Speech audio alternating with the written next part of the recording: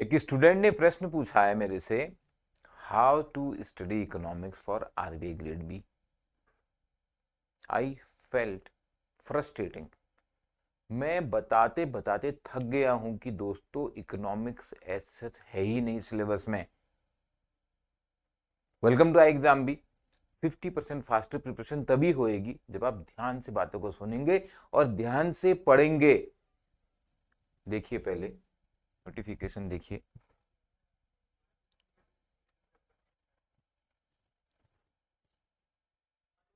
ये देखिए, ध्यान से एक एक शब्द, एक एक लाइन पढ़नी है। ऐसे नहीं आरबीआई ग्रेड बी ऑफिसर बनने वाले हो आप। क्या लिखा है यहाँ पे? इकोनॉमिक्स कहीं पर लिखा है, इकोनॉमिक एंड सोशल इशूज। थोड़ा सा तो अंग्रेजी की भी समझ होएगी आपको। इकोनॉमिक्स कहाँ है? ये बहुत सीरियस बात है। ये जो छोटा छोटा अंतर होता है ना, एग्जाम हॉल में भी यही होता है।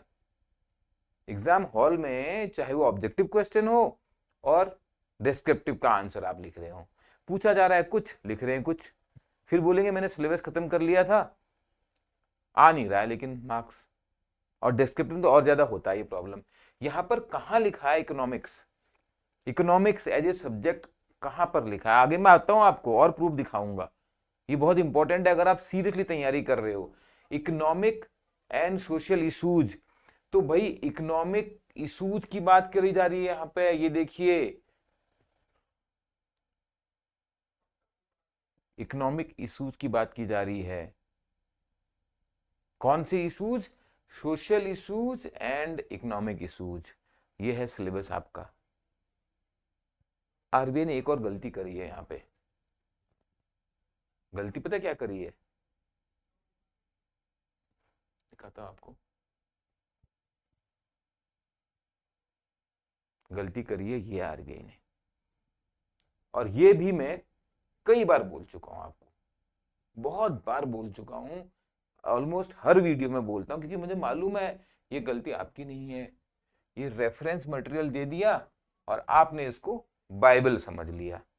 ये पढ़ेंगे तो हमारा ईएसआई का पेपर सॉल्व हो जाएगा।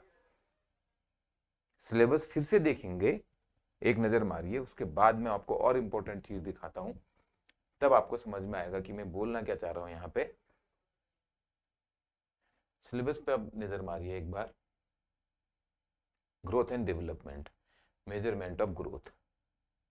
यहां पर ये आपको समझना है कि होती क्या है ग्रोथ।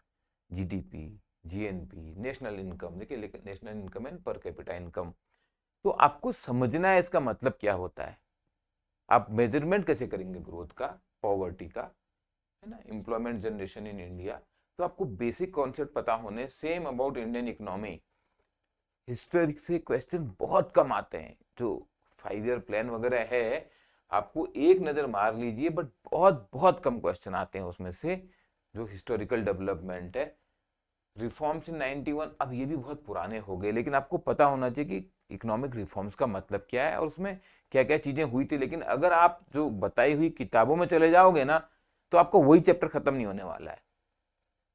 आपका वही चैप्टर खत्म नहीं होने वाला है। इवन आपका मेजरमेंट ऑफ ग्रोथ में शायद हफ्ता भर निकल जाए। अब मैं पूरा लाइन बाय लाइन पढ़ लूं, इससे कोई फायदा नहीं है। तो I am going next proof, जो आपको समझने में मदद करेगा कि पॉइंट क्या कहना चाह रहा हूं मैं। क्यों बोल रहा हूं कि भाई इकोनॉमिक्स नहीं है सिलेबस में, लेकिन आपको इकोनॉमिक्स की बेसिक अंडरस्टैंडिंग होना जरूरी है। बेसिक, ये जो टॉपिक दिए थे पहले, बेसिक। अब आप ये देखो, ये ज्यादा इंपॉर्टेंट है। यहाँ पे लास्ट ईयर का क्वेश्चन पेपर है।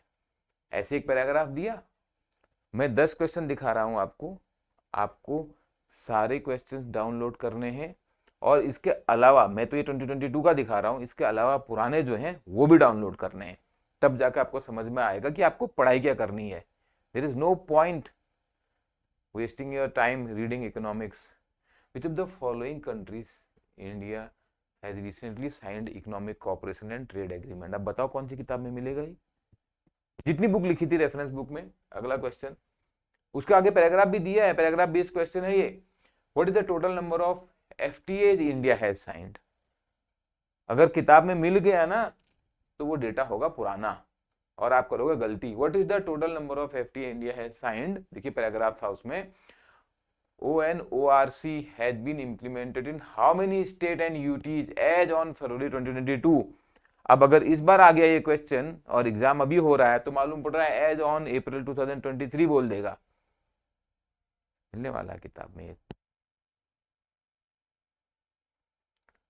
The landmark plan of ONORC is a countrywide innovation that allows all dash beneficiaries।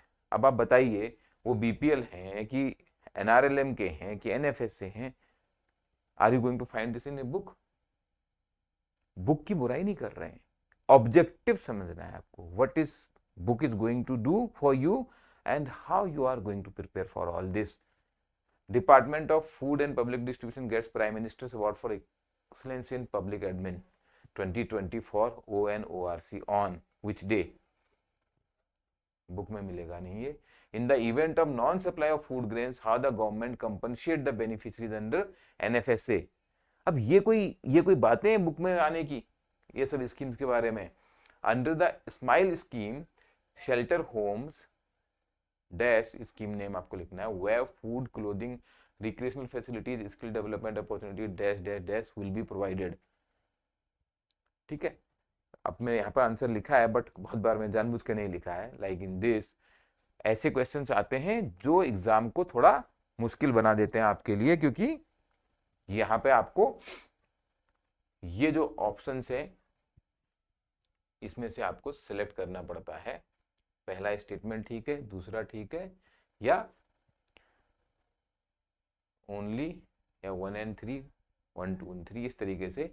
तो ये जो scheme for comprehensive rehabilitation for welfare of transgender persons, smile, सब स्कीम ऑफ स्माइल, अब ये कहाँ मिलने वाली है बुक में?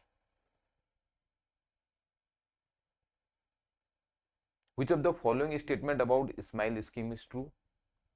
स्माइल स्कीम की बात आ गई।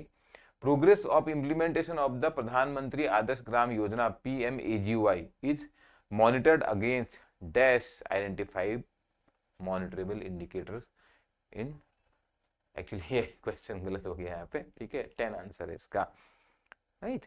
तो ये कौन सी बुक में मिलने वाला है भाई? फिर से एक बार नजर मार लो सिलेबस पे, क्योंकि ये सिलेबस आपके लिए बहुत इंपॉर्टेंट है, but at the same time आपको देखना ये है कि भाई इसमें से पूछा क्या जाएगा। नहीं तो आप खाली रिफॉर्म्स पे ले लो, आपको पूरी पूरी बुक्स मिल जाएंगी रिफॉर्म्स पे। Globalisation, opening of the Indian economy, balance of payment, अपने आप बैलेंस ऑफ पेमेंट पूरी बुक मिल जाएगी। IMF और वर्ल्ड बैंक की वेबसाइट और रिपोर्ट पढ़ते रहो WTO की। एंड है क्या उन चीजों का? नहीं है। बट आपको ऑब्जेक्टिव क्या है? एक वीडियो में मैंने ये भी बहुत अच्छे से बोला था, your objective is not to become an economist, not to become an economist. मैं जब RBI की ट्रेनिंग में गया था ना, तब तक मुझे यील्ड कर्व नहीं पता होता था। ऑब्जेक्टिव है एग्जाम निकालना, ये याद रखो। अगर इकोनॉमिस्ट बनना है बनो, डिफरेंटली वहां जाके भी पढ़ सकते हो। आप कौन सा मॉनेटरी पॉलिसी डिसीजन लेने वाले हो अभी डे 1 पे, पहले एग्जाम निकालो। तो यहां पर आपको क्या करना है, मैंने जो बोला, सबसे पहले आप ये डाउनलोड कीजिए। आपको मॉक टेस्ट मिल रहे हैं, फिर से मैं दिखा दे रहा हूं आपको यहाँ प्रीवियस ईयर पेपर का ऑप्शन मिलता है, नीचे जाओ। आप चाहो तो यहाँ पर इसको अटेम्प्ट कर सकते हो, if you want to practise like an exam कैसा होता है, और चाहो तो आप यहाँ पे PDF डाउनलोड कर सकते हो। मतलब आप दोनों भी कर सकते हो, ऑफ कोर्स आपको दोनों ही करना चाहिए। लेकिन कई बार होता है कि नहीं, मैंने अच्छी तैयारी कर ली, I don't want to practise, time कम है, तो मैं केवल PDF डाउनलोड कर लेता हूँ। Then you will know the exam, right. Exam, पहला चीज क्या है, आपको एग्जाम को आपको जानना है। कैसे जानोगे? आपको प्रीवियस ईयर पेपर से। और दूसरा, आप सक्सेसफुल कैंडिडेट को समझो, उन्होंने क्या किया है भाई। दूसरों की सक्सेस से आपको लर्न करना है। बहुत सारे वीडियो भरे हुए हमारे चैनल पे, इतने सारे सक्सेसफुल लोगों का हमने इंटरव्यू लिया हुआ है, राइट। तो भाई सीखो उनसे, जो गलतियां उन्होंने करी थी, उनको भी कई बार 2 साल 3 साल 4 साल लगे होंगे, वो गलतियां आप ना करना। आप पहले अटेम्प्ट में निकालना, निकलता है पहले अटेम्प्ट में, बहुत लोग निकालते हैं। तो दूसरा पॉइंट आप ये करो नो योर एग्जाम के लिए कि आप उन लोगों को भी जानो, उनसे सीखो। सेकेंड पॉइंट यहाँ है नो योर प्रिपरेशन। अब आपको ने एग्जाम को समझ लिया, तो अब आपको क्या करना है, अपनी तैयारी देखनी है। तो आपको समझ में आ गया कि भाई मेरा गोल है, मान लो 500 किलोमीटर की यात्रा करनी है मुझे, अभी मैं करता हूं पर डे 20 किलोमीटर, तो मेरे को कितने दिन लगने वाले हैं, 25 डेज, राइट। तो this is like in different different sections, अलग अलग सेक्शंस में, अलग अलग चैप्टर्स में मॉक टेस्ट जब आप करोगे तो ये चीज आपको समझनी है। और यहां पर आपको जो गाइडेंस की एक्सपर्ट, मैंने एक वीडियो बनाया है जो हरी विंडो पे, आपका एक ब्लाइंड होता है जिसके लिए आपको ये एक्सपर्ट बहुत हेल्प करते हैं, आप देख लो उस वीडियो को। नहीं है तो कोई बात नहीं, ट्रस्ट मी, आपका ब्लाइंड क्या है, आपका वो पोर्शन जो आपको नहीं समझ में आ रहा है। There are many things in our personality which we are not able to see. यहाँ पर आप जो भी एक्सपर्ट हो उसकी गाइडेंस लो, वो आपको बताएगा कि कहाँ पर आपकी प्रिपरेशन में इंप्रूवमेंट का स्कोप है। और थर्ड चीज यहाँ पर आपको अपनी स्ट्रेटजी बनानी है।